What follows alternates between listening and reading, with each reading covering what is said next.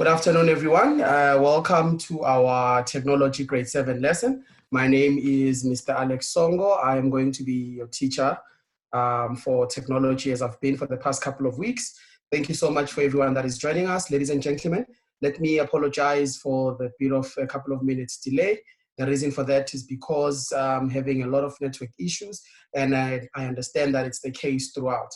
Welcome, Amu, I see you are here. Hello, Olwetu, welcome again. Palisa, welcome. I've never seen you here before. Tyrone, welcome. You have not been here for a while. All right. So again, ladies and gentlemen, just to be clear, there were some mistakes that were done in relation to the timetable. It's actually technology. It is not natural sciences, but it's still grade 7, so it's still very much relevant. Hi, Tiana, how are you? So great to have you here. Hello, Sarai, thank you so much for being here. Mashudu also, guys, thank you so much. I truly appreciate all of you that are here. It's been absolutely amazing to always have you guys. It's been a great couple of weeks, and we are hoping that each and every time we are here, we have great lessons and you guys benefit from these interactions. Ladies and gentlemen, remember, you are allowed to, of course, put the questions on the group chat box so that I can be able to respond to them, so that we can be able to speak. Oh, okay, it's not Sarah, it's Joanna. All right, noted. Thank you so much. Hello, Kia, thank you for being here. Jakey is always here, is one of our regulars. Thank you so much for being here. Tyrone, I'm well. Thank you so much for asking. I see that we are sitting on 26 participants. It's not bad, but ladies and gentlemen, let's tell our friends to tell their friends so that we can have a lot of us that are here and of course interacting and benefiting from this great initiative by African Teen Geeks. Okay. So I want us to look at the corrections from the previous activity as per norm. Remember, ladies and gentlemen, each and every time when we have a lesson, at the end of the lesson, there is an activity, which is almost like a homework, if you will. The activity is understanding of whatever it is that we're learning about. We are doing that, of course, because we want you to be able to revise and also be able to see if you understood certain concepts which are of importance. So in the last activity, we gave you 5 examples, which are namely a shoe, couch, a gate, a bird's nest, as well as a honeycomb.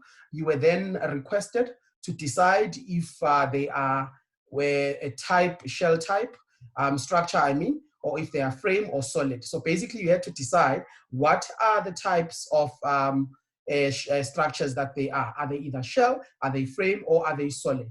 And also, ladies and gentlemen, you decide on the classification. What do we mean by classification? Are they man-made or are they natural? You will have to forgive my voice and my touching my nose so much. I unfortunately have got sinuses. Welcome, Kiandra. Thank you so much for being here. We are happy to always have Kiandra here. She is always here. Yes, yes, I see that people are introducing to each other. Yeah, continue speaking there, but let us not lose focus of the lesson. Mutswedi is back. That's awesome. Mutswedi, welcome. I have not seen you in a while. All right, ladies and gentlemen, let us focus. So, what type of structure is a shoe? A shoe, ladies and gentlemen, is in fact a shell structure. What is the classification of a shoe? It is man-made. Ladies and gentlemen, shoes are not natural. They are made by people or they are made by human beings. We go on to the second example. We are asking, what is the type of structure that is the couch? Ladies and gentlemen, the couch is an example of a frame structure. And is it man-made or is it natural? The answer there is it's natural. Let us focus, people. I see that the chat box is quite busy today, but let us please focus so that we can benefit from this lesson. Remember, we have only about 45 minutes, of which we have already exhausted 5 minutes. So therefore, we need to make sure that this is productive as much as possible. Okay, so a gate. What type of structure is a gate? A gate is in fact a frame structure. Is a gate man-made or is it natural? Ladies and gentlemen, it's man-made. So remember what I said, when we were looking at this, these ticks were not there. So you had to decide on your responses or answers by ticking or crossing if you prefer that instead. All right, then we go to the bird's nest. The bird's nest, what is the type of structure? It's actually a shell structure. Remember, because all the birds actually become or they live in the nest itself. So the bird's nest actually contains the birds and it protects them from the weather and the rains and anything else which might be an external factor. Is it man-made or is it natural? The answer, ladies and gentlemen, is natural. We then move on to the last one, which is the honeycomb. What is the type of structure? The honeycomb, the type of structure is a frame. Is it man-made or is it natural? Ladies and gentlemen, the answer is natural. I'm just going to leave these responses there so that we can have a look at them, and then you can be able to see which ones you got correct or which ones you got wrong. I am opening the group chat box. I'm waiting to see if there are any answers. I'm not seeing any. Okay. Okay, so much. I am that. Oh, you got total, Amu. Well done. That's awesome.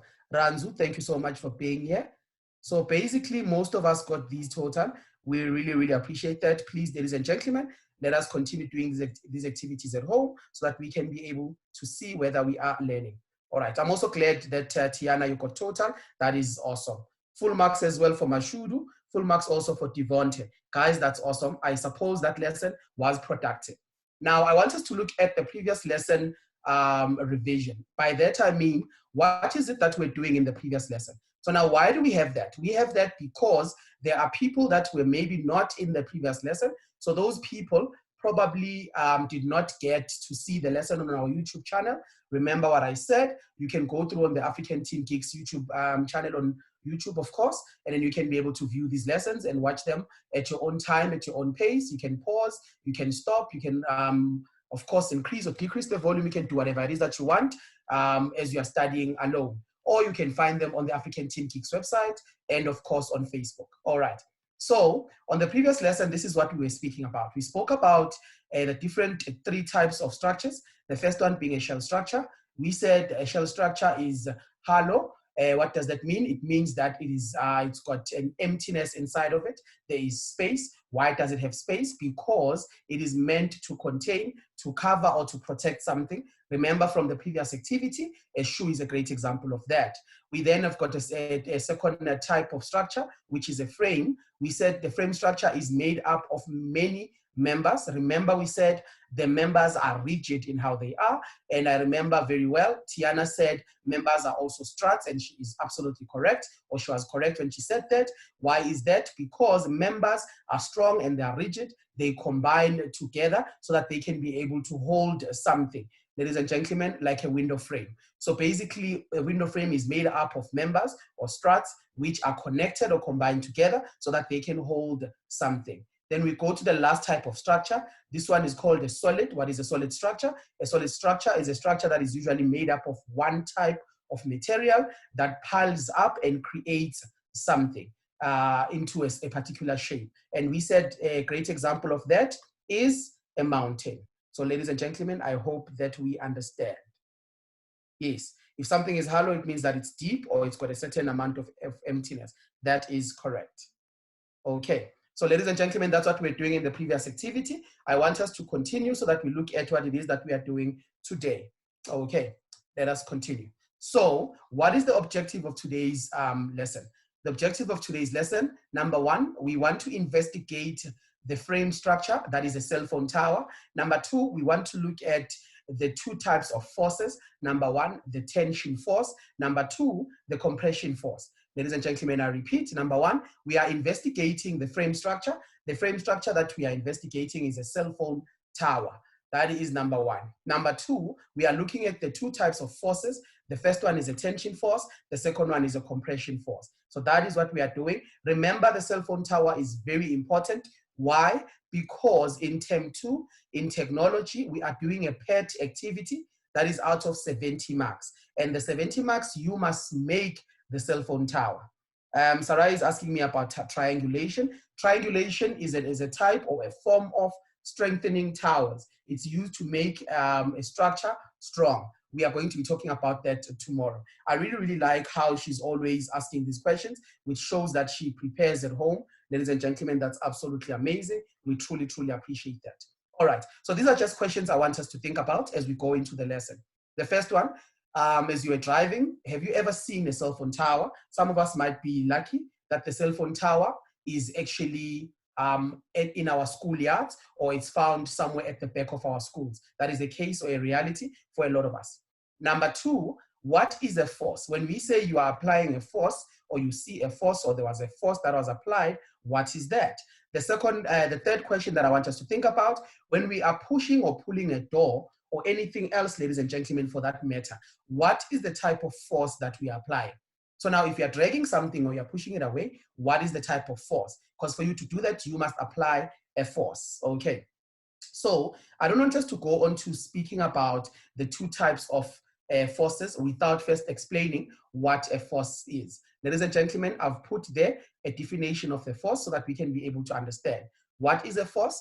A force is the ability to move or change something. It is to pull it as well. So when you are moving or changing something, you are applying a force. So it is what we call a push or a pull, the ability to change something. So like I said, if you pull a door, you close it, you are actually applying a force. So that is a definition of what a force is. So we've got two types of forces. The first one is what we call a tension force. So a tension force is when you pull or stretch something, usually in different directions. So if you take, say, an elastic band and you stretch it and you pull it, you are applying what we call a tension force. Ladies and gentlemen, there is a picture there that is showing us a great example of that. If you think about a lot of rope exercises that are done, you find a group that is on the left-hand side, another group on the right-hand side, and they are pulling from different directions. Usually this happens when we are at camps or etc. So that is an example of a tension force, because you are pulling or you are stretching something. Ladies and gentlemen, I hope we understand that definition. Let us go to the second type of force. The second type of force is what we call a compression force. So now the word itself, compress, tells us it means that you are actually squashing something or you are pushing something together. So now you're no longer moving in opposite direction. Now you are moving in a direction that is similar or that is coming across. What does that mean? You are squashing something, therefore it becomes a bit small. When we are packing our bags, we do this a lot because obviously we'll find that the bag is not big enough to carry the entire clothes that we have. So what do? We compress the bag or we push the clothes inside. So that's what we are doing. So compression force, ladies and gentlemen, is when we push something or squash it. Tension force is when we pull something in different directions. I hope you understand that. Remember, these type of definitions you might find in a test or exam situation in your true or false or in your one-way technological responses. Also, in some instances, they might draw something that shows a door being pushed or a car being pushed, and they will say, represent the movement of the force. So therefore, you will need to use the arrows as they are represented there to show us if it's coming on the opposite direction or if it's actually coming on the same or similar direction. Ladies and gentlemen, I hope you understand. This is important because when we speak about the cell phone tower, particularly the strengthening of the cell phone tower, we speak about forces. So if we don't understand the forces, then we will not understand the cell phone tower. Now, let's go on to the actual reason why we are having today's lesson, which is actually the structure of a cell phone tower. Now, we cannot speak about the cell phone tower, of course. I completely agree. I see some of your responses. Cell phone towers are important for network. They're important for data. They're important for satellite. That is absolutely correct. But we are not so much concerned with that. Our main focus is actually the structural element of the cell phone tower, because remember, we are doing technology, and technology is about how things work or how things are made so that they can be used. All right, so these are the different parts of a cell phone tower. The first one that I want to speak about, ladies and gentlemen, is what we call a tie beam. I repeat, a tie beam. What is this tie beam that I'm speaking about? A tie beam, remember, there's a picture after this so that you don't have to be confused and you can practically see what it is that we are talking about. But it's important for us to understand the definitions or the explanations of each and every part or structure. So a tie beam is a horizontal beam or a cross piece. What does the word horizontal mean? If something is horizontal, it means that it's level. So it's moving from left to right. Ladies and gentlemen, I repeat, if something is horizontal, it's leveled, it is moving somewhat from left to right or from right to left. So it is a cross piece. What does it mean? It means that it takes a turn or a shape of a cross. So this is how these things will be crossing. And remember what we said, we are speaking about the members, all right? So that will be found in a frame structure to support the members, again, that way that I'm speaking about, so that they can be able to be pulled together. So it means that we have a cell phone tower. In our cell phone tower, on the inside of the cell phone tower itself, we then have what we call tie beams. The tie beams, ladies and gentlemen, crisscross inside the cell phone tower so that they are able to support the cell phone tower, so that they can be able to create a tension force, and then you can have the stability of the cell phone tower. So that is the first one. The second one is what we call a strut. Now, what is a strut? A strut is diagonal in terms of direction. What does diagonal mean? Diagonal means that something is skewed or something is slanted.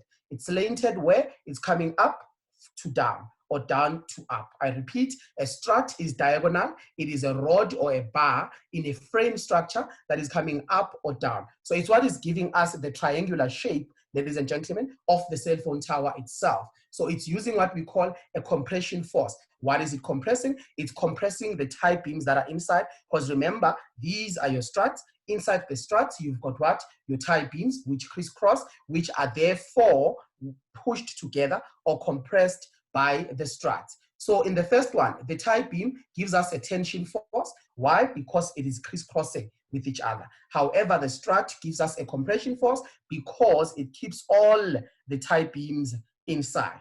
I want to look at a picture on the next slide so that we can see this. So again, these are our tie beams. So these two, I'm moving the cursor, I hope we can see that. So these two that are on the side is what we call our struts. So our struts are on the sides, as you can see. I've tried to actually put an arrow here, which is red, so that you can see what I'm talking about. So the struts are 1, 2. What are they doing? They are compressing the tie beams which are inside. So again, I repeat, ladies and gentlemen, the struts on the side, it's 1 and it's 2. Then inside the struts, we've got our tie beams. So the struts are important for compressing. What are they compressing? They're compressing the tie beams that are inside, which are crisscrossing. I hope we can see that. I want to have a look at the group chat box so that I can respond to some of the explanation. All right. Rigid. I'm asked to explain rigid. Rigid means something is really, really strong or it's stiff. So if something is rigid, ladies and gentlemen, in a lot of instances, the material is a steel material. You'll remember that when we spoke about properties of materials in natural sciences, before we completed that syllabus, we spoke about types of materials. Now, when we are talking about something that is rigid, we are saying that it's very, very strong. And that is why I'm saying a lot of metals are strong. Cell phone towers are made up of steel, and all the steel members are rigid, which means that they are strong. So I hope you understand. Okay, thank you so much. She says she understands. I'm really, really happy to hear that. Kiandra, wow, well done. So you've already started to build your cell phone tower. That is amazing. You need to build a cell phone tower. It's very, very important. Foundation, yes. Foundation are parts of structural elements. Structural elements are important when we talk about the strengthening of structures. We will get there, ladies and gentlemen. Please do not worry, do not despair. In tomorrow's lesson, we are talking about foundation. We are talking about the cables that are found in some cell phone towers. So all of those things we are going to be talking about. Do not despair. So some of the important requirements of a cell phone tower. So what do we mean by that? What we are saying is that if you have a cell phone tower, there are certain important requirements. One of which, ladies and gentlemen, is a wide base. You will remember that throughout this lesson, I've been trying to create a triangular shape so that we understand. What does it mean? This is the top, and then at the bottom, this is our base or your foundation. So now if the base is widened, the base therefore becomes strong. I will make an example that I usually make in my classroom lessons when we come to this topic.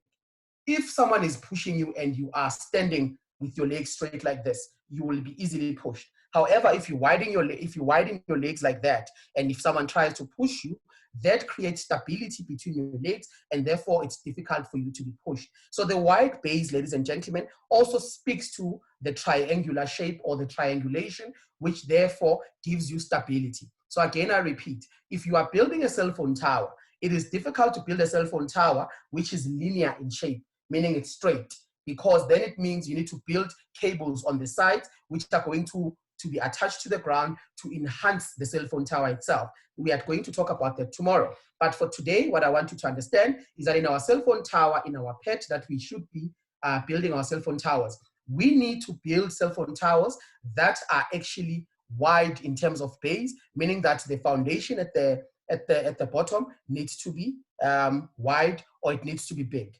I'm trying to respond to some of, yes, yes, thank you so much. I like that example. Someone is saying that in my karate lesson, say, this is called stance, and when you are actually facing an opponent, you need to stance yourself or stand in a certain way. That is absolutely correct. That is what we are talking about. Tiana, you are correct. Tiana is absolutely correct. So basically in karate, in rugby, in a lot of other sports, ladies and gentlemen, triangulation or widening your base or opening up your legs is very, very important, and it assists you in that regard. Kanya is asking if you can make a cell phone tower using straws. Kanya, in all honesty, I would not advise that. Okay, fine. You can use the straws, in my opinion, when you are actually using them inside as tie beams. So basically, use them inside as tie beams so that you can create that crisscross. You can, but on the sides, I would advise that you find a wire, or you find wood, or if you find steel, but something that is hardened, or a cardboard, because straws, unfortunately, they're not strong in essence. I think that's what I would like to respond to that. All right, so I want us to look at another example of frame structure. Remember, ladies and gentlemen, when we are talking about cell phone towers, we are speaking about them as examples of frame structures. Oh, I see we went from 22 to 32. Thank you so much for everyone that has been joining us. We hope that you have not missed out on much. So now a frame structure is an example of a cell phone tower, but we've also got another example of a frame structure, and that is what we call a windmill. So what is this windmill, ladies and gentlemen? I want to have a look in the responses and see if people can actually tell us what they know about windmills or what windmills are. Yes, you may use wood, of course, for the cell phone tower. Yes, you can spray it. We are going to speak about camouflage with regards to cell phone towers tomorrow, and also how that gives you a lot of marks. So that's actually correct. Jackie is asking if cell phone towers go into the ground. Yes, they do go into the ground. They are anchored into the ground because that is where they get much of their stability. There's things that are called guys. Guys are actually the cables on the sides. So that is absolutely correct. Yes, Tiana. Yes, absolutely. I agree with your response. Tiana, thank you so much for also assisting in answering those questions as and when you can, because at certain points I close the chat box so I can focus on the lesson itself. So I'm saying another example of frame structures is what we call windmills. Ladies and gentlemen, windmills are used as a source of energy. When we say something is a source of energy in natural sciences, what do we mean? We mean that it gives you the ability to do work. So remember, coal is a source of energy. Why? Because you can burn coal, and when you burn coal, you can actually be able to cook, or you can change it into fuels that move cars, etc. So it therefore enables a certain material or something to get energy from it, as we get energy from food. So wind is an example of a source of energy. So what happens is when the windmill's wheel starts to turn, there's water that is pumped in the borehole. Where is the borehole? It's found underground. So now when that is happening, therefore that energy is then transferred into what we call electrical energy. So the wind there gives us electrical energy. So now that is also an example of what we need to speak about. So, but obviously you need to take your windmills in places where there's a lot of wind. For example, your Kimberley, if you're driving down on the freeway, most of us, if you go to Durban or Cape Town, you will see a lot of windmills on the way. You are very much unlikely to find them in Johannesburg or in the inner cities. But somewhere in the wilderness and the remote areas, you find a lot of those because there's space and there's a lot of wind that is traveling. Many years ago, ladies and gentlemen, windmills were made to grind grain. Now, why do you grind grain? Because you want to make things such as flour. So windmills are a frame structure. They use wheels which are dependent on wind, which is a source of energy, so that when the wheel starts to turn, there's water that is pumped in the borehole. And when that is happening, electricity is being generated. And many years ago, ladies and gentlemen, and in some places that are undeveloped, windmills are still used to grind grain, which are important for making flour. So this is just an example of a windmill. This is the wheel that I'm talking about. Now, obviously, there needs to be wind, which will then turn this windmill, and when it turns this windmill, ladies and gentlemen, our borehole is obviously right under the ground. Again, I'm using the cursor so that I can be able to show you or to demonstrate what it is that I'm talking about. I want to have a look at the chat box so that I see if we've got any other responses or questions. Okay. I see Mashudu is also here joining us. Okay, Kanya. Kanya has got a question. So say, what do you do if something is strong but falls? I think that's what she wants to say. Kanya, when we speak about structure and stability of the structure, when we introduce structures, I played certain videos.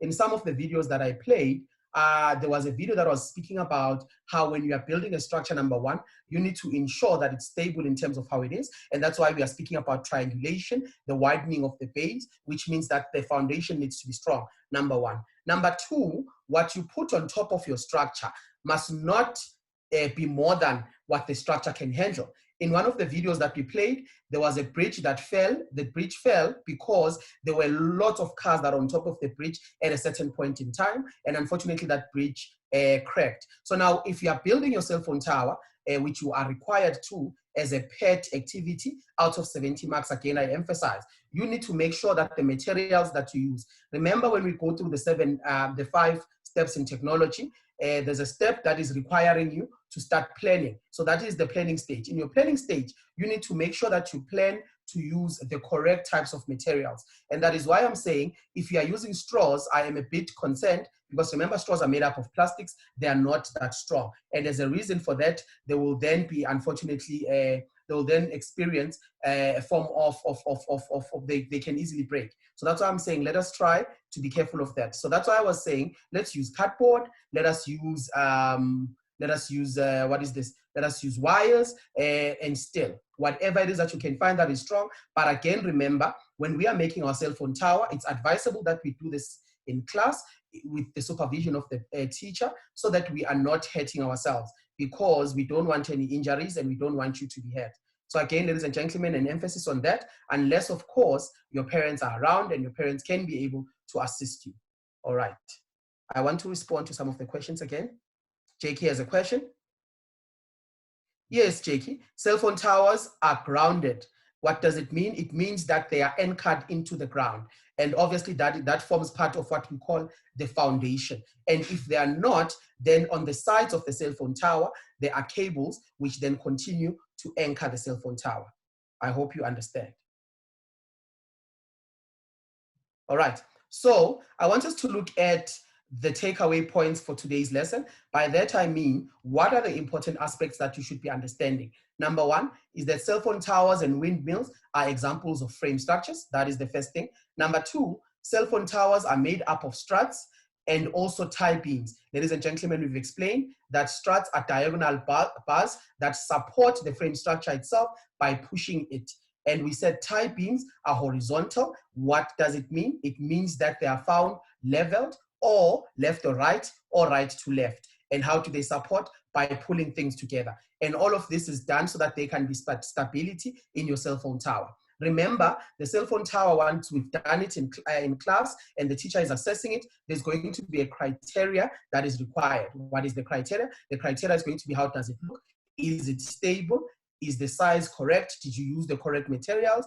Did you make the cell phone tower that you said you're going to make when we were planning it? Remember, we are going to follow all the 5 technological processes in each and every activity that we do. All right. Okay, I'm just looking at some of the questions. Class, ladies and gentlemen, is actually 45 minutes. Do not despair. So what does it mean? It means that this class should end at 12:45. Currently, it's 12:32. So we are well within time. Not to worry, you are fine. Yes, the design process.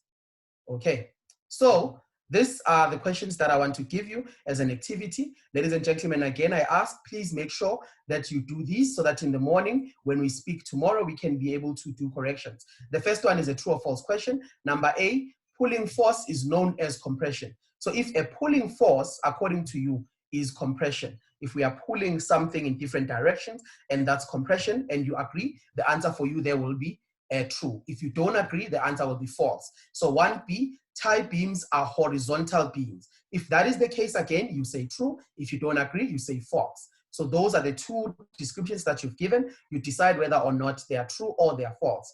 We then go to 2, one-word technological term. So what is a pushing force? There's one word that describes that. What is that? A diagonal rod or bar. What do we mean by that? So you give one word for each. Number 3, you give 2 important characteristics that are useful to stabilize a cell phone tower. So when you want to make a cell phone tower stable, we spoke extensively about this. What is it that you should do? I'm going to leave these here so that you can be able to take them down, to take a picture, or do whatever it is that you can do so that we can be able to go through the corrections tomorrow when we meet. All right, yeah. So number 3, ladies and gentlemen, there are characteristics that are important when we want to stabilize a cell phone tower. What is that? What do we do? How do we stabilize a cell phone tower? Remember, when we are answering, it will make sense for you, for example, if you're answering right now, to say question 1A. So you write 1, you put full stop, you say A, you say true or false. So that when you say true or you say false, I know what it is that you're speaking about. Kanya, look at your spelling of true. It's short of an R between the T and the U. So just fix that real quickly. Well done. Well done. I see some people are almost done with the answers. That is absolutely amazing. Yes, tomorrow, ladies and gentlemen, like I said, we are going to be speaking about the strengthening of